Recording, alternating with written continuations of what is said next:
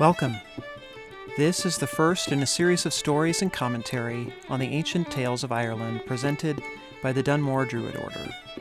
Each month, we will tell one of the old stories and talk about its meaning. The Dunmore Druid Order is accessible via the internet at dunmoredruidry.com and via Facebook. If you like what you hear today, like and comment on the YouTube video, or give us comments on the Dunmore blog that links to the podcast. In our inaugural episode, we will start with the adventures of the Sons of Eochaidh. This is the story of Niall Noígíallach, usually known as Niall of the Nine Hostages. It is the story of the beginning of one of the oldest royal lines in Europe, the Uí Neill. On to the story.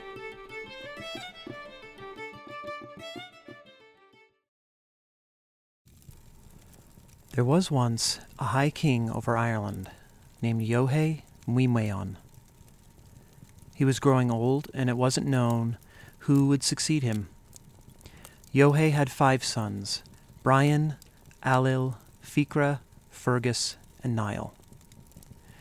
His sons Brian, Ficra, Fergus, and Ailill were the sons of his first wife, Mungin. The mother of Niall was a slave, Keren the Curly Black, a daughter of a king of the Saxons. Keren was hated by Queen Mungin, for Eochaidh had fathered Niall with Keren instead of her. Because of this jealousy, Keren suffered under the commands of the queen. The greatest of Keren's hardships was that she was compelled to draw the water of Tara alone, while the other handmaids and slaves were ordered not to help in any way. This chore continued even when she was pregnant. Keren was forced to do this, for the queen hoped that the child might die in Keren's womb. Even the weeks leading up to the birth, Keren was not allowed to cease her duties at the well. Then one day, on the green of Tara, beside the pail she carried, she went into labor and brought forth a son, there in the grass of Tara for all to see. Keren was terrified of what would happen to her and the child should she take up the boy from the ground. In her fear and confusion, she left him there exposed to the birds. Not one of the men of Ireland, for fear of the queen, dared carry him away, for it was said that Mungin possessed magical power, and because of this all were in fear of her. But one man, Torna the Bard, came across the green, beheld the child left alone, and saw the birds starting to attack him. So Torna took the boy up and fled. But on touching the boy, Torna suddenly saw all that would be with him in a vision, and he sang, "Welcome, little guest, he will be Niall Noígíallach. In his time he will redden a multitude. Plains will be greatened, hostages will be overthrown, battles will be fought. Long side of Tarn, host leader of Moyfevin, custodian of Monmega, reverend one of Alwyn, veteran of Liffey, white knee of Cuddle. 27 years he will rule Ireland, and Ireland will be inherited from him forever." Torna took the boy with him, hid him away, and fostered him. Neither Torna nor his fosterling returned to Tara until Niall came of age. On his coming of age, Torna and Niall returned to Tara. When he returned, Niall spied his mother as she was bringing water, still at the same chore she performed on the day of his birth. Niall walked to her. Placing his hands on his mother and setting down the pails of water, Niall said to her, "Let this work alone." "I dare not," she answered, "because of the queen." "My mother," said he, "shall not be serving. I am the son of the king of Ireland." Then he took her with him to the great round hall of Tara and covered her in a cloak of purple. Anger seized Mungin at this turn of events, but because of Mungin's cruelty it had long been a wish of the people of Ireland, ever since Niall's disappearance, that someday Niall would indeed return and be king. Confronted as she was, Mungin decided to force her husband's hand, saying to King Eochaidh, "Pass judgment among your sons as to which of them shall receive your heritage." "I will not pass judgment," he answered, "but Shehan the druid will do so." Then they sent for Shehan, who was both a druid and a smith, for it was known that he was a wise man and a seer. When Shehan arrived and was asked to render his judgment, he brought all the sons of Eochaidh from the hall of Tara down to his forge. As everyone looked on, the druid lit a large torch aflame and calmly walked to the dwelling of his forge and set it on fire. Síochána then tasked the sons to save the most precious thing within. Niall was the first of the sons inside, and he came out carrying the anvil and its block. Niall vanquishes, said the druid. He will be a solid anvil forever. Brian came next, bringing the sledgehammers. Brian to lead your fighters, said the druid. Then came Ficra, bringing a pail of beer and the bellows. Your beauty and your science with Ficra. Then came Alil, with the chest in which were the weapons already forged. Alil to avenge you, said the druid. Last came Fergus with a bundle of withered wood and a bar of yew therein. Fergus the withered, laughed the druid. The bards sing of this moment. Eochaidh's 5 sons, Niall the great anvil, Brian the sledgehammer for true striking, Alil the chest of spears against a tribe, Ficra the blast, Fergus the withered. Ficra has the drink of ale, Alil has the warlike spears, Brian has the entrance to battle, but Niall has the prize. Now this turn of events did not sit well with Mongin at all. So she devised a plan and called her sons together. She said to her sons, "Make it look as though the 4 of you quarrel, so that Niall may come to separate you, and when he does come, kill him in the mix-up." And so, some days later, the 4 sons quarreled. On seeing this, Niall arose and declared to Torna the bard, "I must separate them." "Nay," said Torna, seeing the deception in the eyes of Mongin's sons. "Let the sons of Mongin be peaceful." Thwarted yet again, Mongin declared that she would not abide by Síochána's judgment.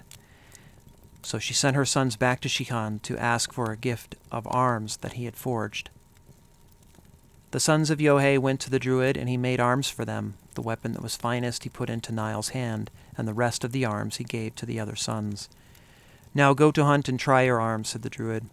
So the sons went and hunted, and it happened that they went far astray and were lost in the thick mist.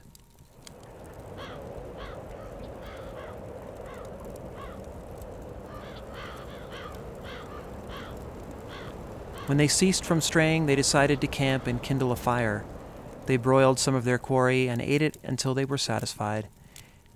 After their meal, they were in great thirst from the cooked food and the long day's wandering. "Let one of us go and seek water." "I will go," said Fergus. The lad went seeking water till he chanced on a well and saw an old woman guarding it. Thus was the appearance of the hag. Every joint and limb of her, from the top of her head to the earth, was as black as coal. Like the tail of a wild horse was the gray, bristly mane that came through the upper part of her head crown. The green branch of an oak and bearing would be severed by the sickle of green teeth that lay in her head, in a wide, unnatural maw that reached from ear to ear. Dark, smoky eyes she had, a nose crooked and hollow. She had a middle, fibrous, spotted with pustules, diseased, all this with shins distorted and awry. Her ankles were thick, her shoulder blades were broad, her knees were big, and her nails were green. Loathsome indeed was the hag's appearance. "You are loathsome to look upon," said Fergus. "'Tis so indeed," said she. "Are you guarding this well?" asked Fergus. "Yea, truly," she answered. "Will you permit me to take away some of the water?" "I will permit it," she answered, "provided there come from you a kiss on my cheek." "By no means," said Fergus. "Then no water shall you get from me," she replied. "I give my word," he answered, "that I would rather perish of thirst than kiss you." Fergus went back to the place where his brothers were camped and told them only that he had not found water. So Alil went to look for water, and chanced on the same well. He too refused to kiss the hag, returned without water, and did not confess who he had seen. Then Brian, the eldest of the sons, went to seek water, chanced on the same well, refused to kiss the old woman, and returned waterless. Ficra then went, found the well and the hag, and asked her for water. "I will grant it," said she, "but give me a kiss." "I would give a few kisses for it." And Ficra stepped to her and gave her 2 kisses on her cheek. "You, Ficra, shall visit Tara," she said. That prophecy came true, for 2 of his descendants took the kingship of Ireland, but none of the descendants of the other sons, Brian, Ailill, or Fergus, would ever take it. But Ficra also returned without water. So then Niall went seeking water and happened on the same well. "Give me water, O woman," said Niall. "I will give it," she answered, "but first give me a kiss." "Besides giving you a kiss, I will lie with you." And with a great laugh, Niall threw himself down upon her and gave her a kiss. But then, when he opened his eyes and looked on her, there was not in the world a woman whose figure or appearance was more lovely than hers. A costly purple mantle she wore, with a brooch of bright silver. Shining pearls of teeth she had, a pair of eyes large and queenly, and another pair on her, large and queenly, and lips red as rowan berries.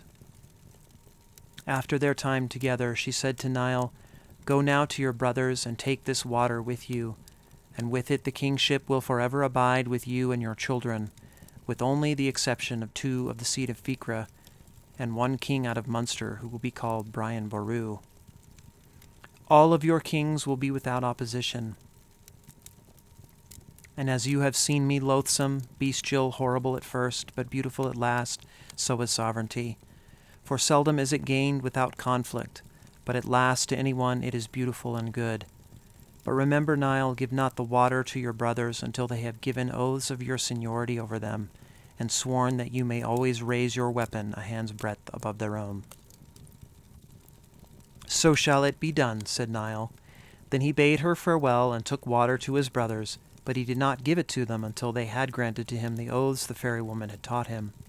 He also bound them by oaths never to oppose himself or his children. After finding their way once again, they returned to Tara.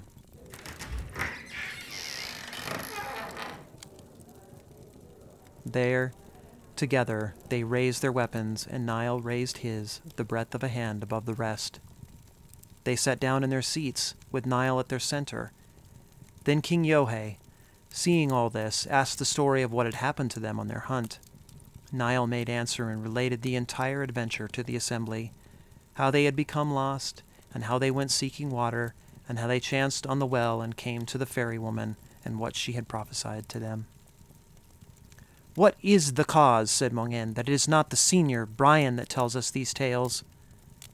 And together the 4 sons of Mungin answered, "We granted our seniority and our kingship to Niall in exchange for the water." "You have granted it permanently," said Shehan the Druid, "for henceforward Niall and his children will always have the dominion and kingship of Ireland." Hello, my name is Ben McStefan. I'm with the Dunmore Druid Order, and we're going to go over commentary kind of about the story you just heard. So, really, this is the story of Niall Noígíallach, or Niall of the 9 Hostages. But the spiritual context of the story is really about sovereignty and what it takes to have sovereignty and what it means to live from a sovereign place. So, we're going to talk a little bit about personal sovereignty, and we're going to also talk about its difference between political or social sovereignty. So the context of the story is mid-5th century Ireland, and Eochaidh was part of a tradition, a rather long tradition, of Irish kings and chieftains raiding the British coast. So, especially along the coast of Wales and Cornwall, and, even up into Scotland and those areas. And on one of these expeditions, the story says he brings home a daughter of a king of the Saxons,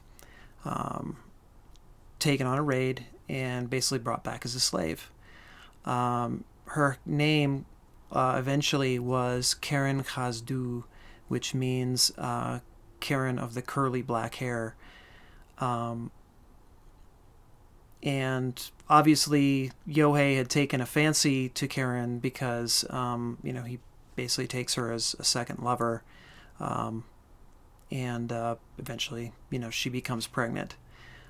And this, of course, is a threat to Queen Mungin because she has 4 sons who are in line to become the throne. And by this later date in Ireland, the property of a woman was typically owned by the man. Not all the time, but that was becoming more and more normal as we approach Christianity coming to Ireland. So Ireland is a very hierarchical society by this point. It's still pagan, and at this time, for the most part, men own most of the property. So when you come into a marriage as a woman, most of your property goes to your husband. And when you're younger as a woman, your property is owned by your father. So, and this was becoming more and more common the closer we get to the coming of Christianity to Ireland. And as you go further into the past, there's a lot more evidence that the status between men and women was a lot more egalitarian. But by this time, it's a little bit more geared towards the men. So this hierarchy that's based on kinship basically breaks down into 2 divisions as far as the old Irish law books are concerned. So the first is the Gradéna, who are free commoners. They own some land, and they had full legal rights. So if you didn't own some land and you didn't, especially have some cattle, some form of agrarian wealth, it was hard to have full, legal status. And typically, to keep everybody keep everybody as free commoners in one clan or tribe, they would share property and cattle with one another to make sure that everybody had, enough legal standing and enough property. The other division is the Gradflatha, and they are the nobility. They're the rulers. And they, this is a blood-tied thing, although in some instances, just because you had sons as a king doesn't mean that they were necessarily going to be the next ones to rule. So there was a lot of change in the nobility and rulers, but for the most part, there were some powerful families, such as the Uí Neill, who this story is about. And others, but those are the 2 basic divisions. So you have the Gradéna, who are the free commoners, and the Gradflatha, who are the nobility or the rulers. And it's also, as you may have noticed from the story, it's also pretty common for both men and women to have multiple wives or lovers. In the case of women, there's not a lot of evidence of women having multiple men, or having multiple husbands, but definitely multiple lovers. So, it was a very structured relationship. Your first wife had the most rights, second wife, third wife. As you go down in the chain, the less and less control you have over the household and the material wealth. So Mungin is Eochaigh's first wife, and this makes her, of course, very uncomfortable with Eochaidh siring another child with Karen. So she has Karen draw water from the well of Tara, and as we all know, that's a lot of water's heavy, and that kind of physical labor is, of course, very dangerous for a woman who's going through a pregnancy. It can cause miscarriages and just all-around complications. And, this is obviously because Mungin does not want Karen to foster a child. So her treatment of Karen is cruel, but Eochaidh presumably just looks the other way. Doesn't seem to have a lot of feeling for Karen one way or the other emotionally. I think, maybe physically, obviously, but not emotionally. And They don't, either of them in the story don't really come out looking like good rulers. And although it's typical for later Christian chroniclers who wrote the story down, Mong In is sort of portrayed as the bad woman kind of thing. But, really, when you really look at the story, it's pretty obvious that Eochaidh doesn't care much about Karen either. So the connection is interesting, however, because as Karen, his Niall's mother, is made to draw water from the well, and this is eventually the task that Niall is given when he's lost, and him and his brothers are lost on their hunting expedition. So there's and you'll see this in a couple points of the story, there's a karmic, or there's a destined link between Karen, Niall's mother, and the hag at the well. And compassion is definitely an element to this story, because it draws a pretty clear line in the story about cruelty in a ruler, in a sovereign, is not good. And even though they can have military power, their foundation that their rulership is built on is in some sense false because of their cruelty, and people only take that for so long.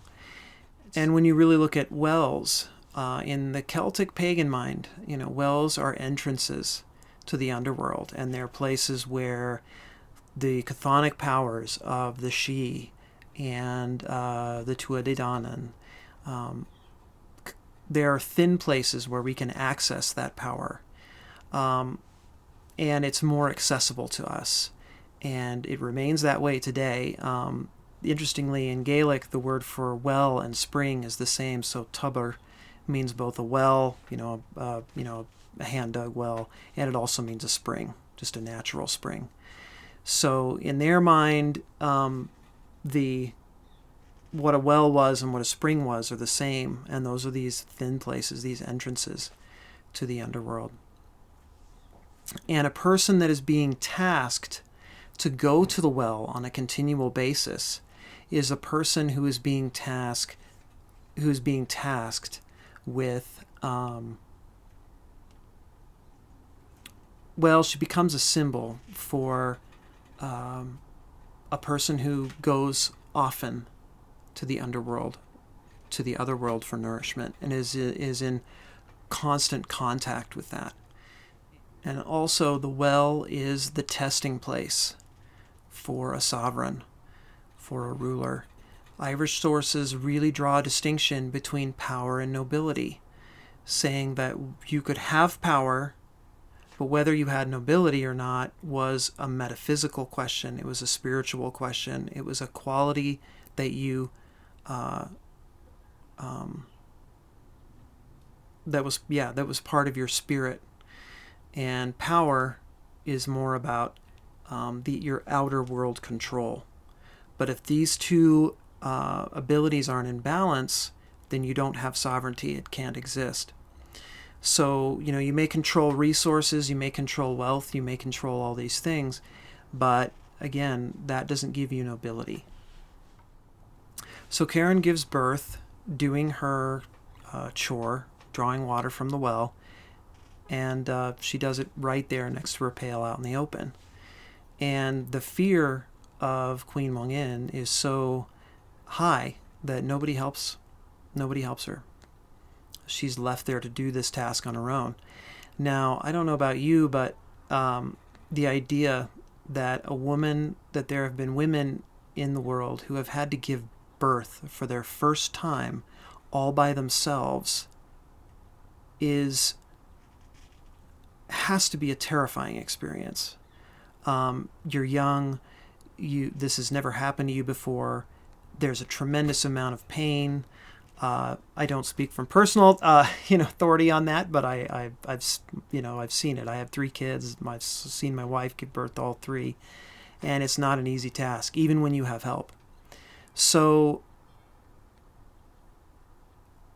Karen is really put to the test in this way, and she manages to bear him, and out of her fear abandons him.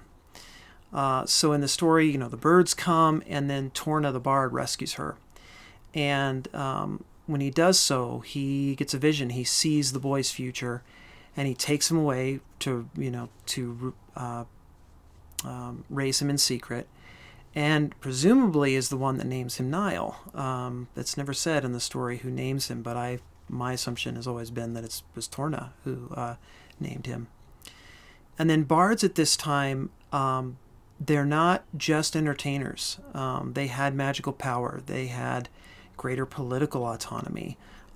These two classes, the Gradena and the Gradflatha, well, there was a third class, and this was the class of the bards, the Filii, and the Druids. And so this fear that grips everybody who sees Karen giving birth doesn't have such a powerful hold on Torna, because he's in a different class, and he has some protection because of who he is, because he's a bard. Because of Torna's standing, he doesn't have to fear the queen like most of the other people do. And that, of course, is the only thing that saves Niall's life. And on a personal level, if we equate ourselves with Niall, and we see Torna as a bard, this is a person of the druid class, and he is coming to educate him. And there's seems very clear in the story that Torna is raised by the third class. He's raised by the bard, Torna, and probably other, men and women of the druid class at that time. So he has a magical education. The way he's raised is different from the other kings. And this is important, because this is another clue in the story of how we ourselves have sovereignty, and the importance of a spiritual, magical education is one that gives a person, hopefully, a broader view, can pull back and see the larger picture, rather than focusing only on personal desires. And when we focus on personal desires that inevitably don't manifest, then we lose our sovereignty again. So when he returns, he finds his mother doing the same work, and he stops and he clothes her in purple. And at this time, certain colors were, very expensive to obtain. And purple being one of the most expensive. And so Niall does two things. He frees his mother from her work, and he obviously doesn't hold a grudge against her for abandoning him. I'm assuming that, his spiritual education has fully informed him of everything that's happened and why. And when he clothes her in nobility as a son of King Eochaidh, he frees her. She's no longer a slave. And it's a very public statement that my mother is now free. And he has full authority to do this because he is part of the Gradflatha. And in doing so, he also affirms his own nobility, because it was a law at that time that you couldn't become a king if you were the child of a slave. So by freeing his mother, he not only displays compassion and understanding, he also displays a knowledge of the law. He's been taught in what it means to do what he does. So when he clothes her in purple, he knows full well that he's freeing her, and he's removing an obstacle that he has to the kingship. And Niall is an unlikely king. He is the youngest son, and he's the mother of a slave. And so we have these, similar in each of us, we have these two warring sides to our ego. So one is when we are successful, when we're when things go our way, when we have money in the bank and everything seems to be going right, we identify with that noble parent of our nature. We identify with the king or the queen. And it's easy in those times to affirm your own uniqueness and your own beauty, and identify with the nobility of your nature. And there's the other side, which is when things aren't going well, when we fail, when we have regrets, when we hurt somebody important to us on accident or out of anger, then the other side of our nature tends to turn towards the slave parent, that we've never really been very good at X, Y, or Z. We have inherent flaws. We commit self-violence. We think about all the ways in which we have no power over our own faults, and so we feel like a slave. And these are both illusions of the ego. These are both not the full story. If we identify constantly with the noble, the kingly parent or the queenly parent of our nature, then we can become tyrannical, and we can become, we can lose our compassion.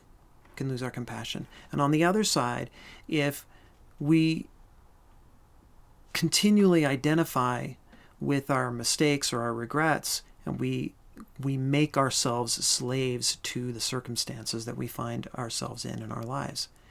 So the first test of sovereignty in the story is the illusion of pride and shame.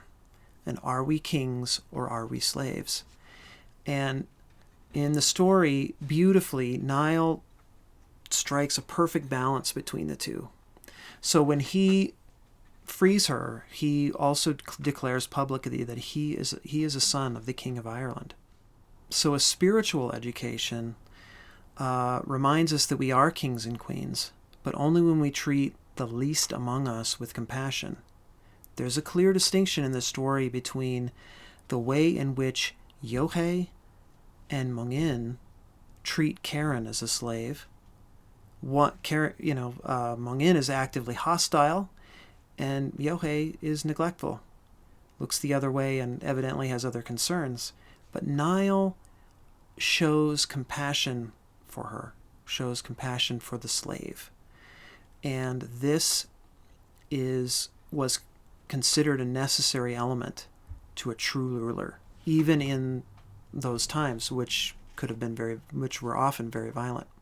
And again, it brings us back to the idea that if momentary successes and failures rule our self-esteem, then we don't have sovereignty. We're bandied about by ups and downs, and Torna represents this education, this other way of seeing, this other way of being, that shows both of these ways to be an illusion. And that perfect balance between those two that Niall strikes is that he affirms his nobility while he demonstrates his compassion. And not only does this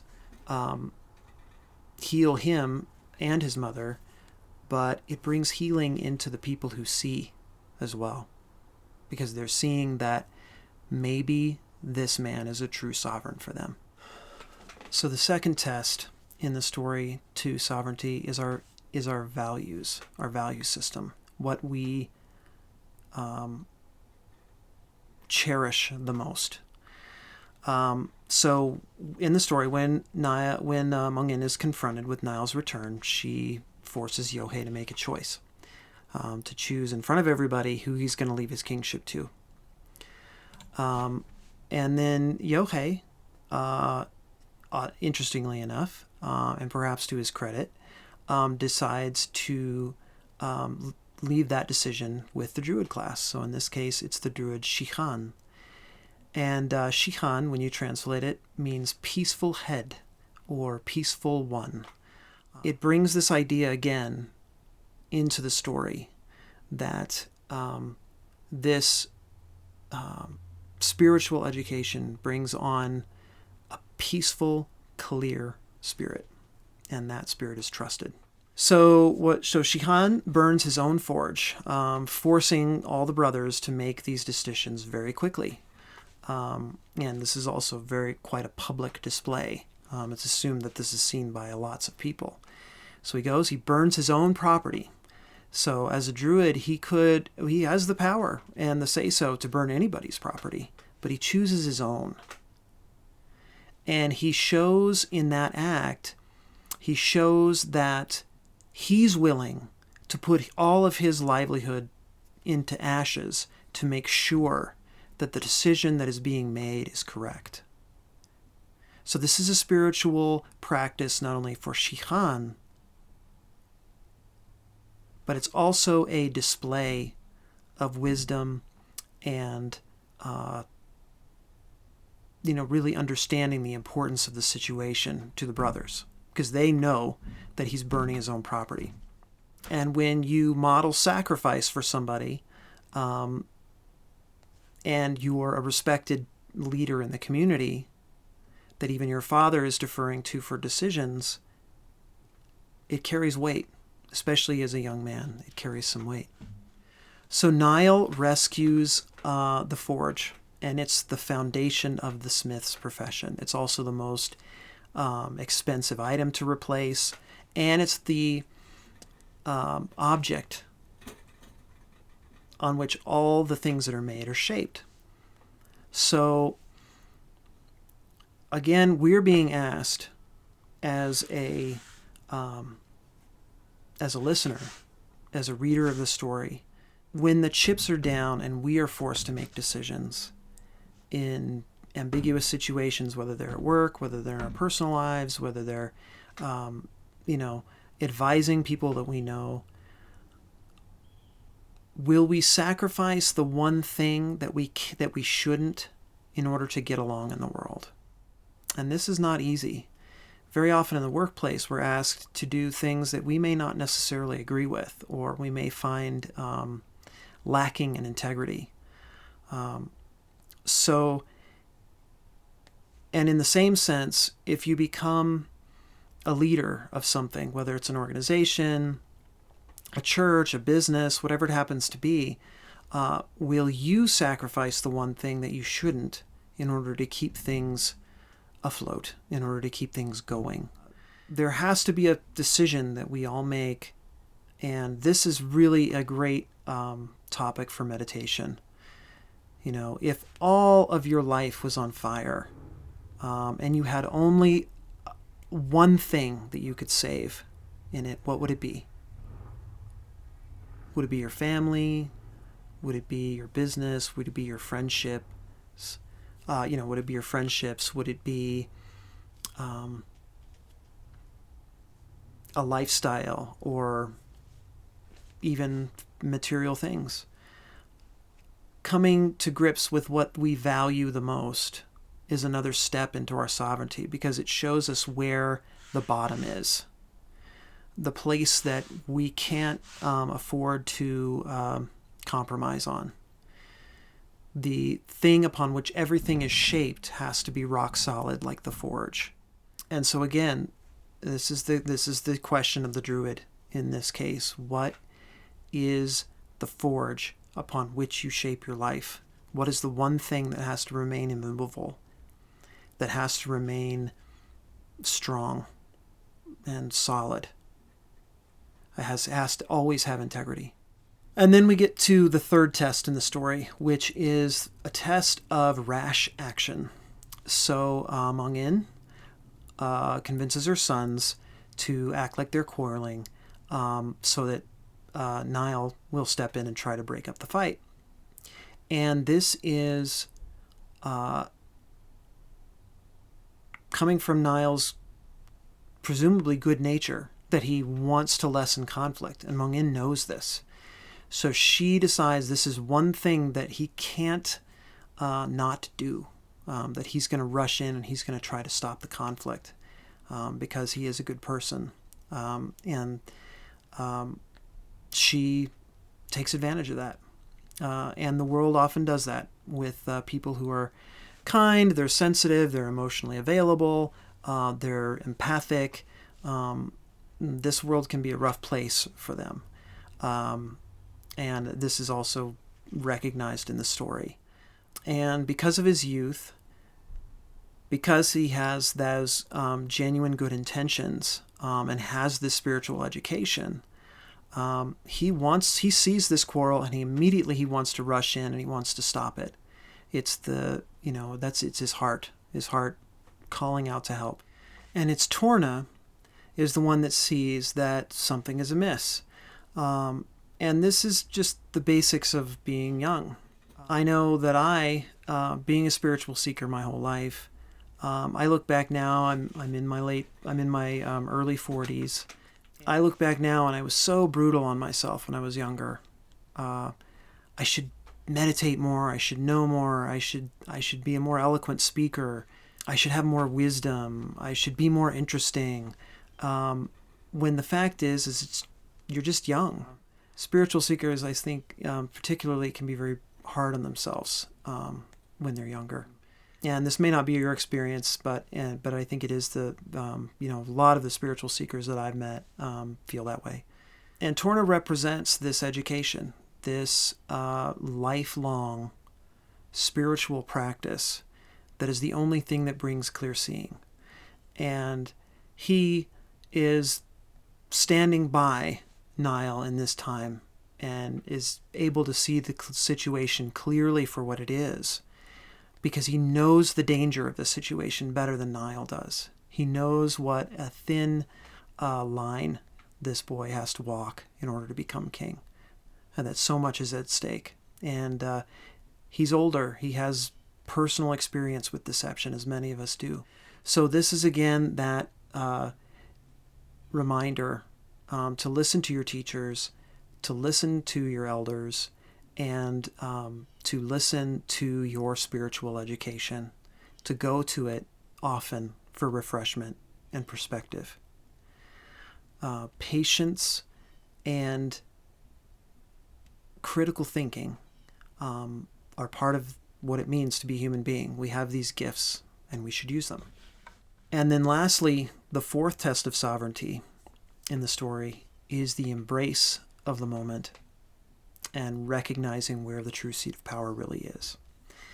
In older times, and we have totally forgotten this in post-industrial forms of government, we have lost this, and we need it back badly. That kingship was, especially in ancient Ireland, was the king entering into a marriage with the land. The land was not to be used as a resource only for the needs of humanity. It was a partnership. It was a covenant that was entered into with the land between the king, who represented the people, and the land, who represented everything, the face of eternity, all the Tuatha Dé Danann. She holds it all. And there was a clear knowing that the gifts that the land bestows on us could be taken away at any time. That ultimately we are not the ones in control. And when we try to control everything and we use things for our own ends, then we break our sovereignty without even realizing it.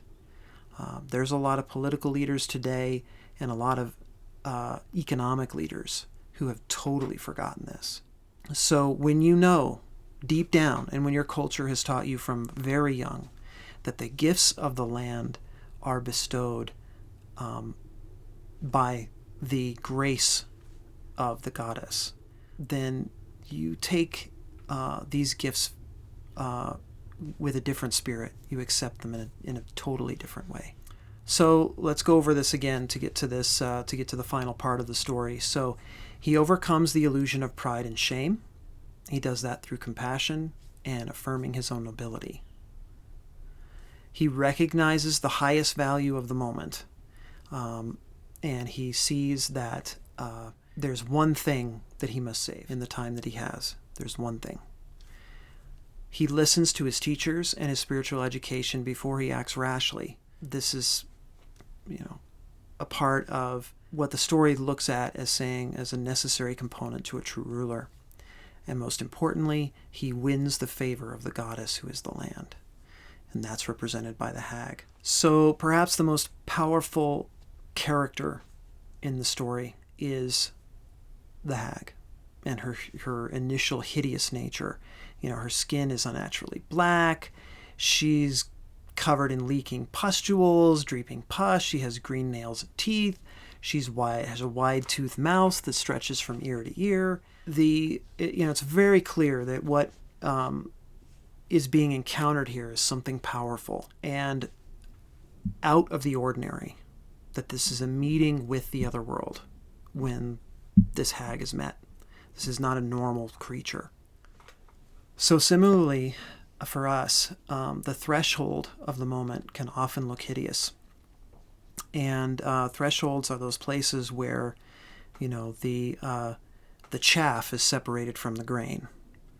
So when we go through a personal threshold, we're confronted often by this hag that guards the well. It can initially look hideous and hopeless and overwhelming and can bring up tremendous amount of fear. And most of the sons, except for Ficra and Niall, recoil from this fear. They have an instinctual loathing of it. And this is also an illusion. It is a question in those threshold times that if you have a spiritual education, you are given a faith that the mask that the moment is wearing is not the full story. And so we can only embrace those times. If we run from them, they can't change us. And if we close up, we can go through them and nothing affects us. We are not different on the other side. And if that happens, often what happens on the other side of that threshold, when we've locked ourselves up and we've cut ourselves off from change, the next threshold is even worse. It's more powerful. It's harder. The hag is bigger. She's uglier. She's meaner. And not out of vindictive nature, but it's the only way in which we can be broken apart and let the truth in. When it comes to sovereignty and what we do with it, if we find it, and we can find it in different ways, and we can use it in different ways. And again, true sovereignty has a spiritual quality to it. It has a compassionate quality. It has a spiritual quality, and it has a very clear-eyed quality of seeing the deception of the world and not being drawn into it. If we don't have that clear-eyed understanding of the deception that the world can present us, or we don't have the ability to see what's actually going on, then we're just as ineffective.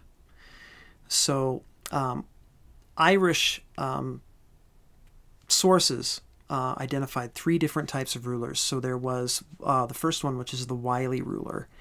And the Wily Ruler takes an excess of the valuables and wealth of his people.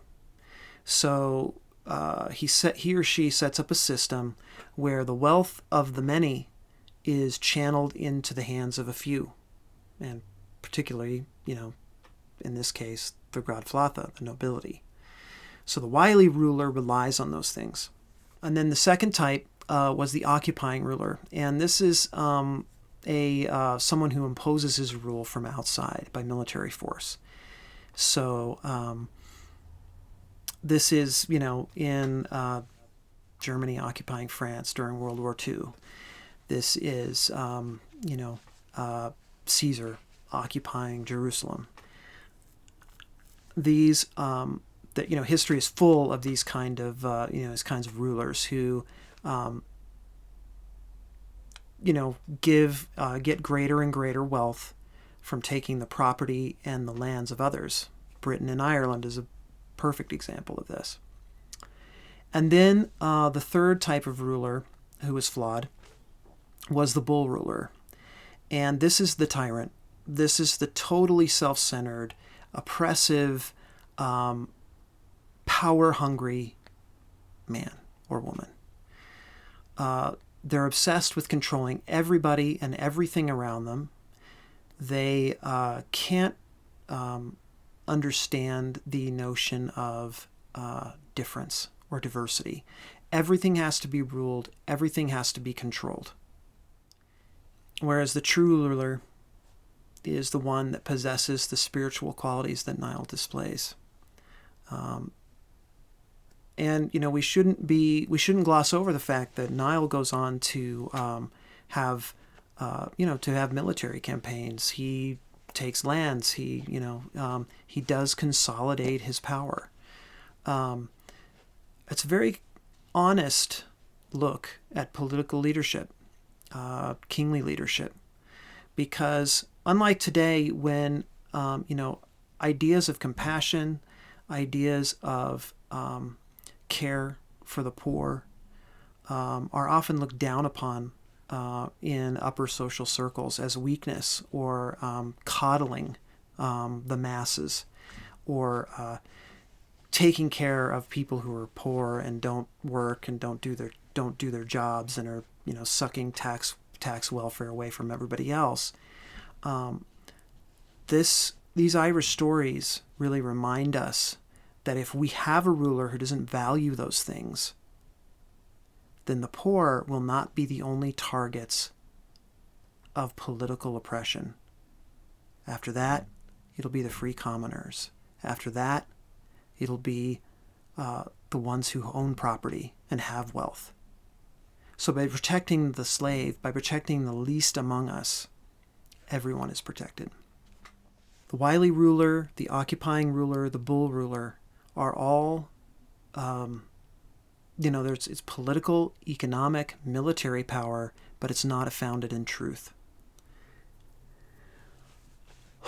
And what's interesting is that Niall founds what remains to this day one of the oldest royal lines in all of Europe.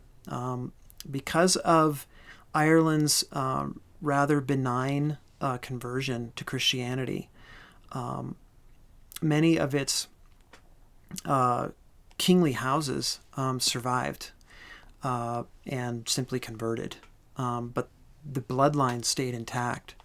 Whereas in very many other countries in Europe, with the coming of Christianity, the overthrow of the old religion is so violent that many of these older dynasties were killed off.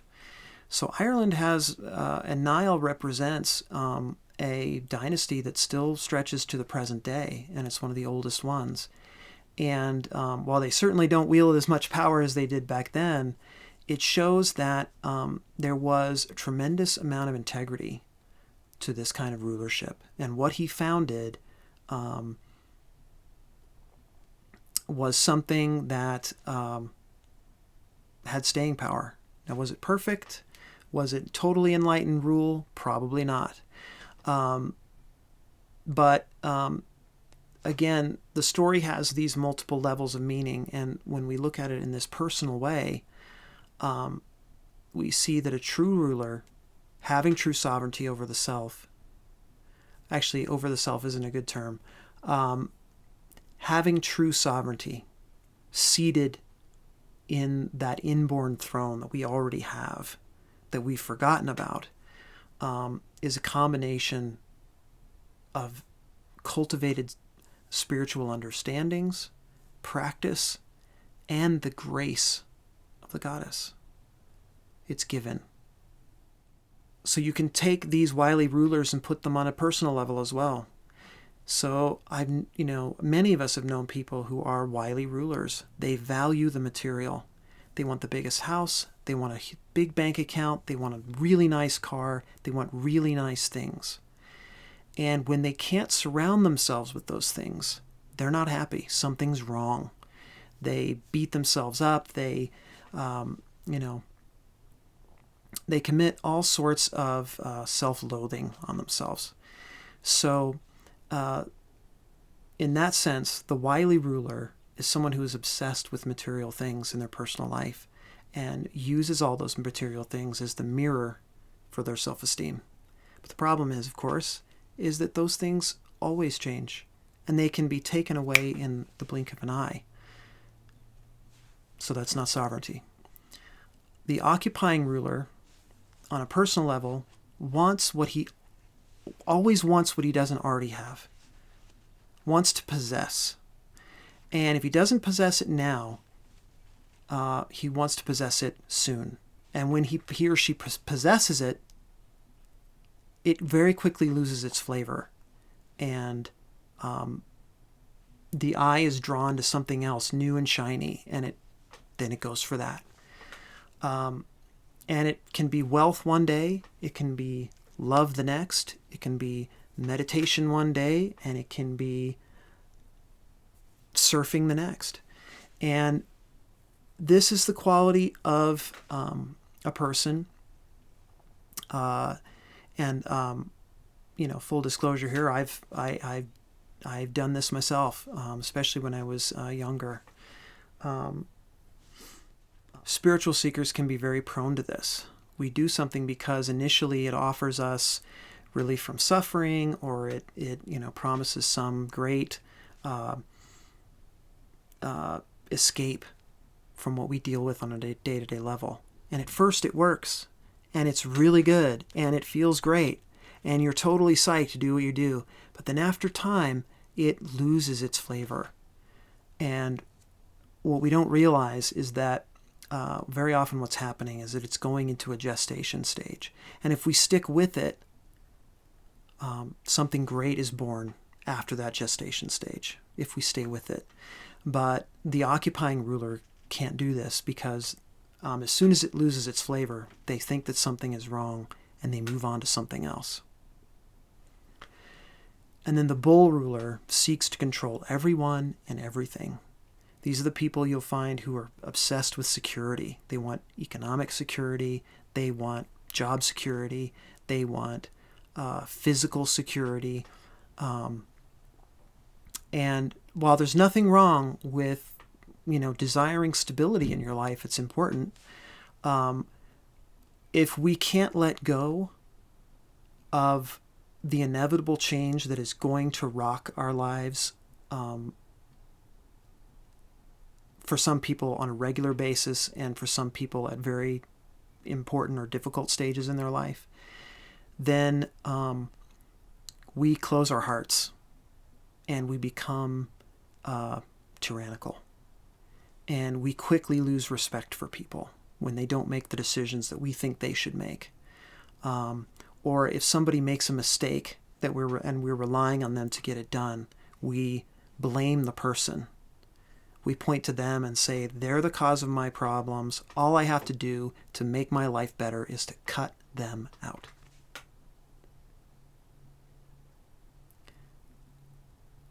And these are, again, flawed decisions from flawed thrones. This is sovereignty that is coming from a place of ego rather than a place filled with the power of the underworld, given the backing of eternity, the foundation that upholds everything. So, as a recap, we'll just go over this again, and then we'll let you get on with your day here. So, the first test of sovereignty is the illusion of pride and shame. Are we slaves or are we kings? And take some time to think about, when do you identify yourself with your nobility, and when you identify yourself as a slave to circumstance?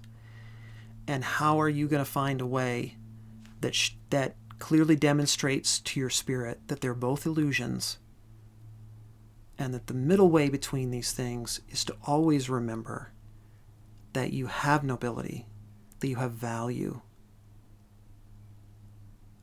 and that value and that nobility is only upheld when you are compassionate and you give.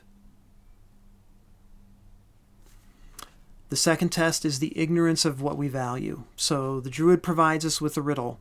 What is the forge upon which your life is shaped? Again, take time to meditate upon that. What's the ground of your practice? What's the ground of your Druidry? What makes, if you had to put your life on the line and not give up some value or tenet or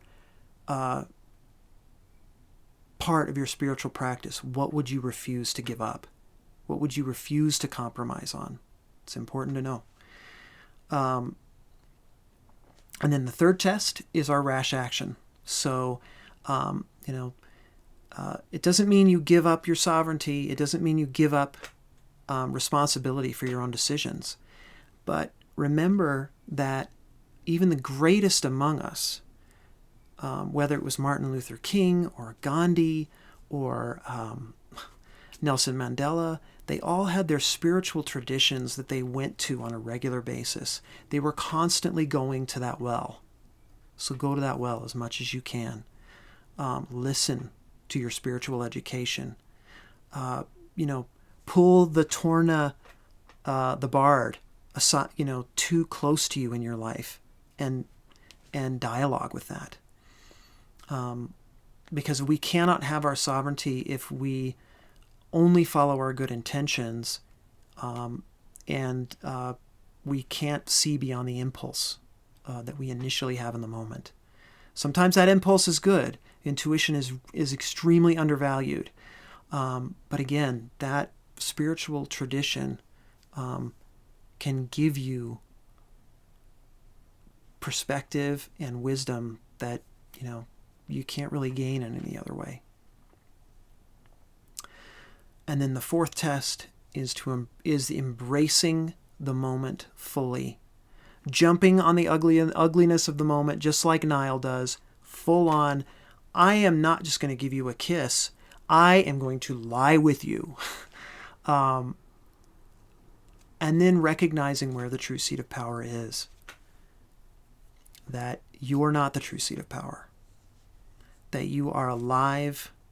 That you wake up every day and see the sunrise as a gift.